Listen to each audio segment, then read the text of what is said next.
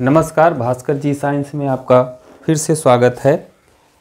Amoeba के बाद में हमारा नेक्स्ट टॉपिक्स आता है सेल ऑर्गेनेल्स। सेल ऑर्गेनेल्स में सबसे पहले हम सेल ऑर्गेनेल्स के चालू करने से पहले हम न्यूक्लियस को स्टार्ट करते हैं। न्यूक्लियस का सबसे पहले आप देख लेंगे, स्ट्रक्चर देख लेंगे, इसका डायग्राम देख लेंगे। डायग्राम में आप देख रहे हैं यह न्यूक्लियर पोर है।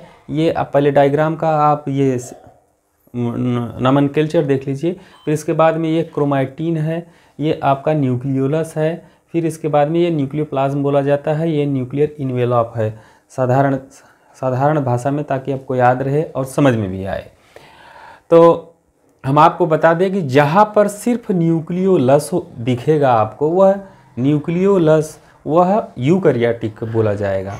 और जहाँ न्यूक्लियोलस के बाहर आपका यह न्यूक्लियर इन्वेलप हो, न्यूक्लियर पोर हो, उसके इर्द गिर्द क्रोमैटिन हो, क्रोमैटिन हो, और यह न्यूक्लियोलस आपके न्यूक्लियोप्लाज्म में इम्बेडेड हो, धसा हो, तो हम उनको कहेंगे न्यूक्लियस, यानी कि यह यूकैरियोटिक सेल्स का होगा।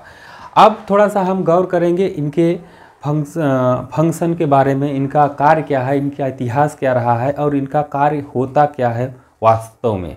ठीक है, तो सन 1831 में रॉबर्ट ब्राउन नामक साइंटिस्ट ने सबसे पहले इसको बताने की कोशिश की थी और बताया भी था कि न्यूक्लियस जो होता है, यह न्यूक्लियस जो होता है यह आपके कोशिका के साइटोप्लाज्म में इम्बेडेड होता है, यानी धसा होता है। यह धसा होता है और यह बहुत ही गहरे रंग का होता है, जिसका कलर जब दिखता है तो गहरे रंग का कलर दिखता है। यह कोशिका का हेड ऑफ डिपार्टमेंट होता है, यानी कोशिका का यह एक तरह से समझ लीजिए कि मस्तिष्क होता है। अब इसका मस्तिष्क का कार्य आप समझ सकते हैं बखूबी कि मस्तिष्क का शरीर में क्या कार्य होता है। मस्तिष्क का यह मस्तिष्क तरह काम करता है, यानी हेड ऑफ डिपार्टमेंट।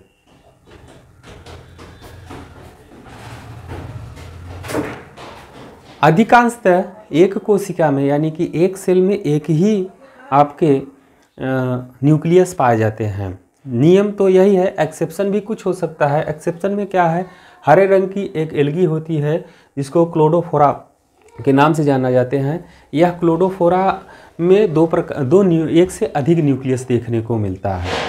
तो यह जो 2 से अधिक न्यूक्लियस भी देखने को मिलता है। अब हम क्या करते हैं, न्यूक्लियस का सबसे मुख्य काम जो होता है यह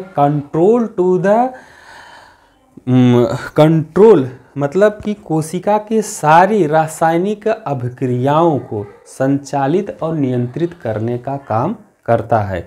अब इसमें रासायनिक क्रिया की क्या बात हो गई, इसमें सबसे मुख्य काम जो होता है न्यूक्लियस का रासायनिक क्रिया, इसको हम कहते हैं फॉर्मेशन ऑफ प्रोटीन, यानी कि प्रोटीन के निर्माण करने और कराने की क्रिया जो होती है यही सबसे मुख्य होती है। इसी को यह क्या करता है, संचालित और नियंत्रित का कार्य करता है। यह प्रोटीन किस प्रकार से बनता है आपके साइटोप्लाज्म में, इसमें डीएनए और आरएनए का रोल होता है। जब हम आपको जेनेटिक्स बताएंगे तो उस जेनेटिक्स में विधिवत आपको बताएंगे कि एमआरएनए, डीएनए, एमआरएनए, आरएनए और टीआरएनए, और इसमें फिर इसके बाद में डीएनए का क्या काम है। इस प्रकार से हम आपको नेक्स्ट मतलब जब जेनेटिक्स बताएंगे, यानी कि जीनी इंजीनियरिंग बताएंगे, तो वहाँ उस समय आपको यह बताया जाएगा।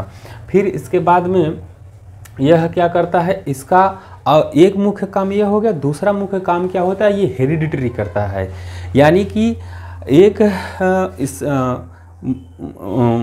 जीन के एक लक्षण को, जीन के लक्षणों को, यानी कि जिसको हम कह सकते हैं कि हेरिडिटरी का मतलब जीन के एक लक्षणों को एक संतति से दूसरे संतति में, यानी ऑफ स्प्रिंग जिसको आप कह सकते हैं, कि एक पीढ़ी से दूसरे पीढ़ी में ले जाने का भी कार्य करता है। फोटोकॉपी, इस तरह से समझ लीजिए कि यह फोटोकॉपी का काम करता है न्यूक्लियस।